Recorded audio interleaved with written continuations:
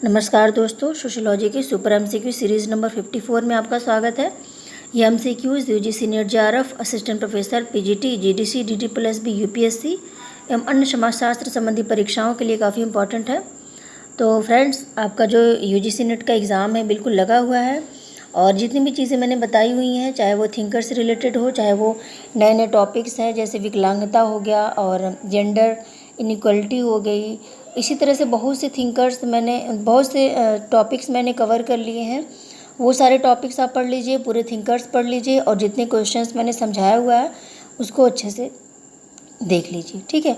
और इससे क्या होगा कि आपके जो क्वेश्चंस हल करने की टेक्निक है वो काफ़ी अच्छी हो जाएगी और भी धीरे धीरे क्वेश्चंस आते रहेंगे। लेकिन अभी आपका जो एग्ज़ाम लगा हुआ है उसके लिए जितनी चीज़ें मैंने बताई है काफ़ी है नेट क्वालिफाई करने के लिए, ठीक है।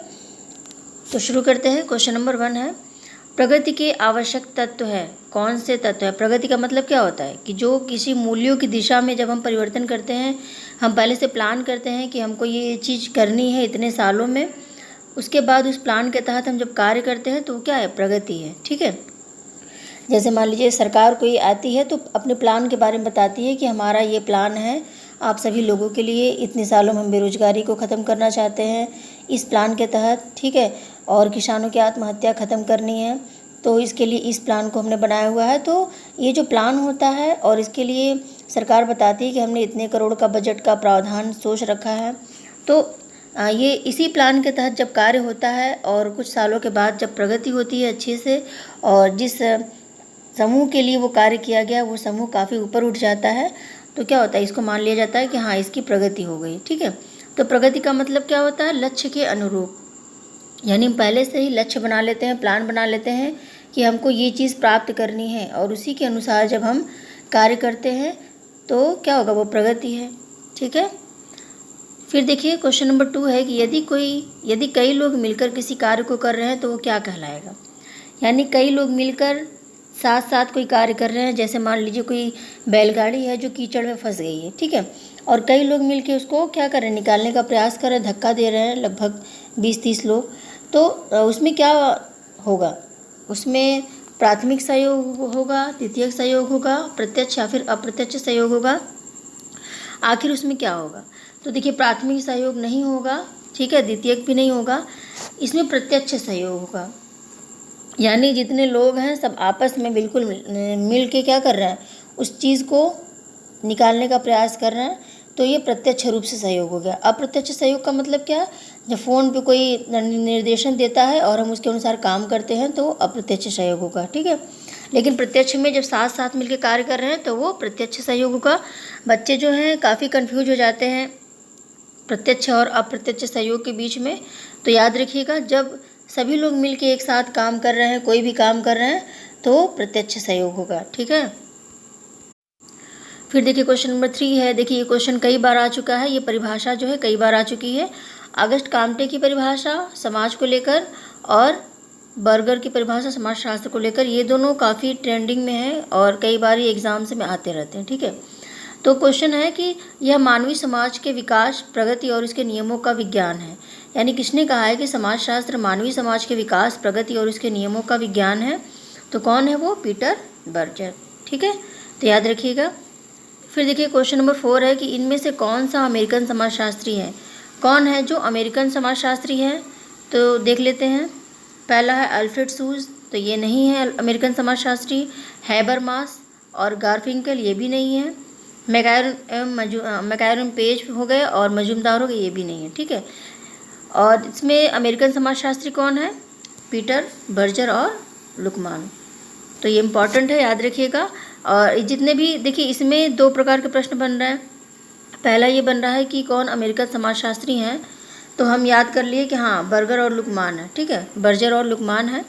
और कौन नहीं है, इसमें भी हमने ये चीज़ याद कर ली कि अल्फ्रेड सूज नहीं है, हैबरमास नहीं है, मजूमदार नहीं है, ठीक है, और मैकाइवर नहीं है।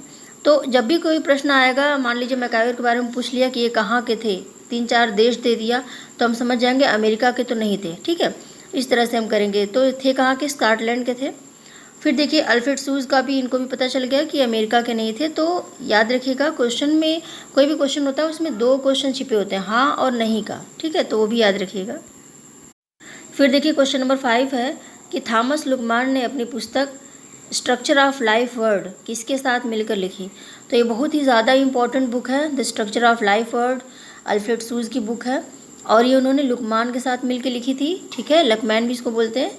तो याद रखिएगा, यदि ऐसा प्रश्न आता है कि थॉमस लकमैन ने ये बुक किसके साथ मिलकर लिखी थी तो अल्फ्रेड सूज, या फिर अल्फ्रेड सूज ने ये बुक किसके साथ मिलकर लिखी थी तो लकमैन, ठीक है। या फिर इस तरह से भी प्रश्न बन सकता है कि the structure of life word किसने लिखी है तो शूज एंड लुकमैन, ठीक है। तो याद रखिएगा, इसमें 2-3 प्रकार के प्रश्न बन सकते हैं। फिर देखिए क्वेश्चन नंबर 6 है कि इन्विटेशन टू सोशियोलॉजी ये पुस्तक किसके द्वारा लिखी गई है। तो किसके द्वारा लिखी गई है, बर्जर के द्वारा, ठीक है।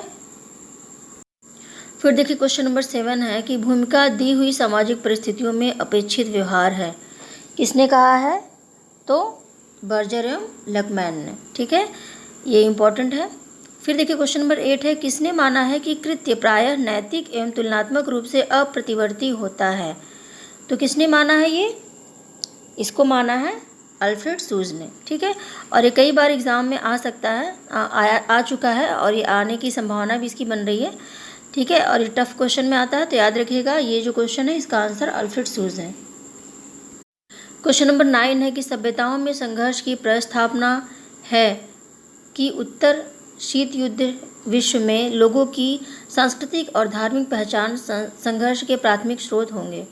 तो देखिए क्लैश ऑफ सिविलाइजेशन नामक एक बुक है जो कि हंटिंगटन ने लिखी थी और इस पुस्तक में उन्होंने सभ्यताओं के संघर्ष की बात की थी। जहाँ पे भी आपको सभ्यताओं का संघर्ष आ जाए, कोई भी यदि कोटेशन हो तो उसमें सभ्यताओं के संघर्ष की बात आ जाए तो आप हंटिंगटन को लगा दीजिएगा, ठीक है। इन्होंने सभ्यताओं के संघर्ष की बात की है। इन्होंने ये भी बताया कि आने वाले समय में जितनी तेज़ी से जो सभ्यताएं हैं विकसित हो रही हैं, आने वाले समय में एक ऐसा समय आएगा जब अपनी सभ्यता को ऊंचा साबित करने के लिए अलग अलग सभ्यताओं में युद्ध होगा, ठीक है, संघर्ष होगा। तो इसी के लिए उन्होंने क्लैश ऑफ सिविलाइजेशन नामक एक अवधारणा दी थी और इन्होंने इसी नाम से एक बुक भी लिखी हुई है। फिर देखिए क्वेश्चन नंबर 10 है कि निम्नलिखित में से कृषक जातियों को पिछड़ी जातियों के मूल रूप में किसने माना तो आंद्रे, ठीक है। इन्होंने बोला है कि कृषक जातियाँ जो है यदि उनको अच्छे से जानना है, देखना है, सुनना है, समझना है तो आपको पिछड़ी जातियों को जानना होगा, ठीक है। यानी जितनी भी कृषक जातियाँ हैं वो पिछड़ी जातियों में आती हैं। और इसके अलावा उन्होंने ये भी बताया है कि जो वृहद कृषक समाज है वो पिछड़ी जातियों के लिए खिड़की प्रदान करती है, ठीक है। तो ये दोनों ही कोटेशन इनके हैं। इसके अलावा इन्होंने जो त्रिस्तरीय मॉडल है मैक्स वेबर का, इसको इन्होंने बनाया हुआ था, ठीक है। श्रीपुरम गांव का इन्होंने अध्ययन किया था और इसमें उन्होंने बताया था कि ये जो गांव है 3 आधार पर स्तरीकरण यहाँ पे पाया जाता है, परिस्थिति के आधार पर, सत्ता के आधार पर और वर्ग के आधार पर, ठीक है। एक तो वो वर्ग हो गया जिसके पास पैसा है, जो अच्छा बिजनेस कर रहे हैं, उनको समाज में सम्मान प्राप्त है। दूसरा परिस्थिति के आधार पर यानी जन्म के आधार पर कोई ब्राह्मण हो गया तो कोई कुछ और हो गया, ठीक है। इस तरह से क्या हुआ, उसको समाज में ऊंचा स्थान प्राप्त है। या फिर सत्ता, ठीक है, जैसे पंचायत का कोई सदस्य होगा या फिर उसको कोई और सत्ता प्राप्त हो गई। तो 3 आधार पर उन्होंने बताया कि श्रीपुरम में लोग विभाजित हैं और 3 आधार पर स्तरीकरण पाया जाता है, ठीक है। तो यही उनका जो त्रिस्तरीय मॉडल था उन्होंने दिया था, जो कि मैक्स वेबर ने बृहद सोसाइटी के बारे में दिया, आंद्रे ने श्रीपुरम गांव के बारे में दिया था, ठीक है। और इसलिए उन्होंने बेबेरियन मॉडल का प्रयोग करने वाला भी कहा जाता है, बेबरवादी थे ये, ठीक है, याद रखिएगा। ओके फ्रेंड्स, तो वीडियो को लाइक, शेयर और सब्सक्राइब ज़रूर करें। तो मिलते हैं फिर अगली वीडियो में, तब तक के लिए नमस्कार।